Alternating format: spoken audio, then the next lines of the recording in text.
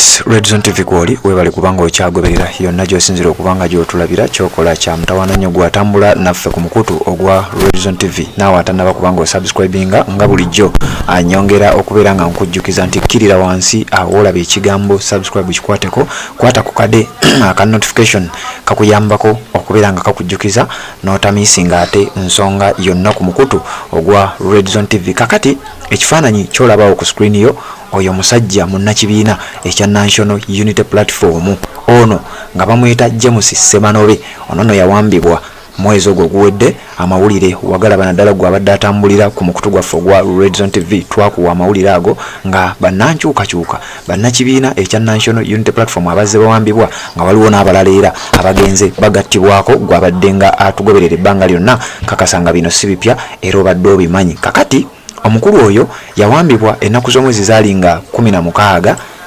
zalinga ennaku z'omwezi 16 zali 19 omwezi ogw'omukaaga omwaka guno gwennyini 2024 banga sidde nnyo eriiseewo omusajja oyo yamanyiddwa nga James Semanobe. Abasajja bamaze okubanga bamupiikinga mu drone zaabwe ez'omutawaana ennyo ziri z'omanye zitera okubanga ziwamba abantu ne zibanga tezibatwala mu bifo ebitamanyiddwa. Kati gwagoberera omukutu guno ogwa Red Zone TV njagala okutegeeza nti ennaku bwe ziyitawo omuntu nga talabikako nga tamanyiddwako mayitire gyali teri amanyiyo embeera nga ndala nnyo, njagala okutegeeza nti ekiwandiiko kiruma ekimanyiddwa nga the habeas corpus. Ekiwandiiko ekyo simanyi oba buli omu akitegeera bulungi nnyo naye akatonotono kenyinza okubanga nkikutegeezaako.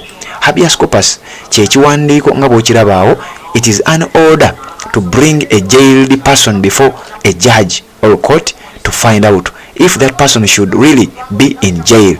Ndowooza ntegedde bulungi nnyo nti kyekiragiro, ng'ekiragiro kino kiba kiva mu kooti ensukkulumu, kooti enkulu oba Supreme Court, ng'eragira kiba kiragiro ng'eragira kooti zonna, amakomera gonna, obuduukulu bwonna, police stations zonna kiba kiragiro erizo era copies zisaasaanyizibwa ne ziba nga ziwebwa order okuva ku kooti enkulu nti singa omuntu oyo mwe muba mumuyina mu bunnambiro mu ssaawa ezitasukka 48 muyina okubanga mumufulumya nga mumuproducinga. Lwaki? Era wano bakugamba munyinyonnyola endala gyenyinza okubanga nkuwa nga bagamba nti it is a recourse in law by which a report can be made to a court in the events of unlawful detention or imprisonment requesting that the court order to person's custodian, usually a prison official, to bring the prisoner to court to determine whether their detention is lawful.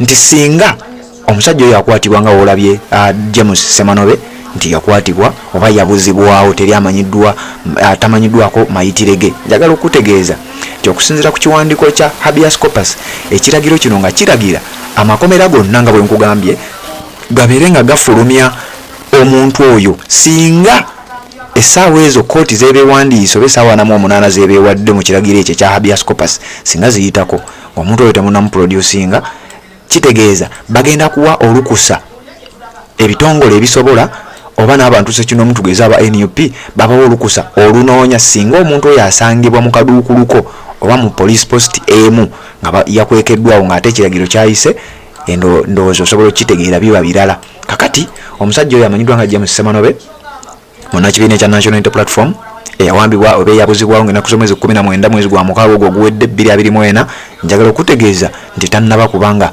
alabikako. Kati njagala okutegeeza nti abasajja bagenze okubanga bateekayo ekiwandiiko kyabwe abakulu mu kibiina kya NUP nga bakulembeddwamu Secretary General waabwe amanyiddwa nga David Rubongoya, era nga wetwogerera olunaku olw'enkya ng'ennaku z'omwezi 11 omwezi guno gwennyini ogw'omusanvu 2024 abakulu mu kooti enkulu the High Court bagenda kubanga bawuliriza kye bayita habeas corpus application ezibanja okulaba nti omuntu waabwe amanyiddwa nga James Semanobe alabikako. Ono nno si yoyo yekka, abantu abatalabikako bangi ddala gwe munange agoberera omukutu ogwa Red Zone TV. Ebintu bino tuzenga tubikugamba abafamire z'abantu bano bazenga bakomplaininga emirundi egisinga obungi bannakibiina naddala abakulu mu kibiina ekya National Unity Platform emirundi mingi babadde batuukirira abakulu ku kibiina oba ku kitongole ekya Uganda Human Rights Commission ku bantu baabwe abaabuzibwawo. Abantu bano baabula naye lisiti y'abaana abaabula yanjawulo ate n'ey'abaana abaleetebwa mu makooti.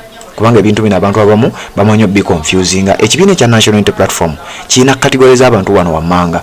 Waliwo abaabuzibwawo nga kwaba baabuzibwawo ku listi eyo kwogenda okugatta omusajja oyo amanyiddwa nga James Semanobe, naye ate waliwo listi endala ey'abaana abazze nga bo ebiseera ebisinga badde baleetebwa mu makooti okubeera nga bawozesebwa newankubadde bawozesebwa ate mu kooti ey'amagye. Kati listi eri esooka gye njagala okubanga nkuyitirayitiramu eriko abantu 18 nga kwabe 18 kwe tugatta ono owe19 ali fresh eyakamala okubanga ate naye abuzibwawo mu ngeri eyo gyenyinza okubanga maze okubeera nga nkunnyonnyola. Kati ku listi eri esooka kuliko Moses Mbabazi abasinga obungi bamuyitanga Kawenja, kuliko Dennis Zimula, kuliko Shafiki Wangolo, kuliko Martin Lukwago, kuliko Peter Kirya, John Damulira, Michael Semuddu, Muhammad Kanatta, kuliko John Bosco Kibalama, kuliko Vincent Nalumoso, Yoda Sempijja, Musisi Mbowa, Mustafa Luwemba, Hassan Mubiru, Isima Sesaz, Godfrey Kisembo, George Kasumba, Joseph Baguma nono eyakamala okubanga abuzibwawo kangambe mu njogere nyangu ali fresh amanyiddwa nga James Semanobe. Oyo yennyini gwentandise nkugambira oyo gwolabye mabega w'emitayimbwa ejo. Kakati waliwo listi endala ng'ate bano bo bakwatibwa bukwatibwa ng'akalulu ka 221 kanatera okubanga katuuka. Abakulu bano bakwatibwa era oluvannyuma lw'okubeera nti bakwatibwa bawera ennemba n'emisango gye batannaba kubeera nga babasalira.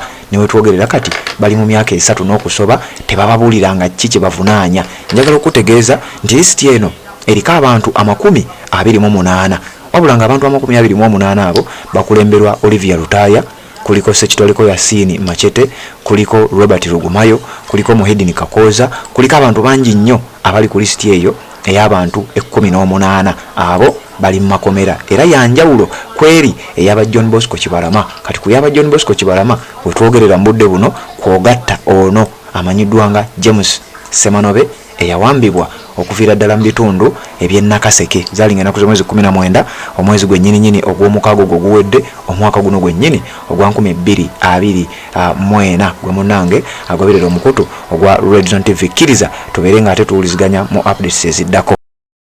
Assalamu alaikum wa rahmatullahi wa barakatuh. Amanya n'eddoboozi Haji Abudu omusomi w'edduwa. Nkola ku nsonga ez'enjawulo, emirimu nga gikutataganyeko, ebyenfuna byo nga bidobonkanye, ne oba oli bweru wa ggwanga emirani.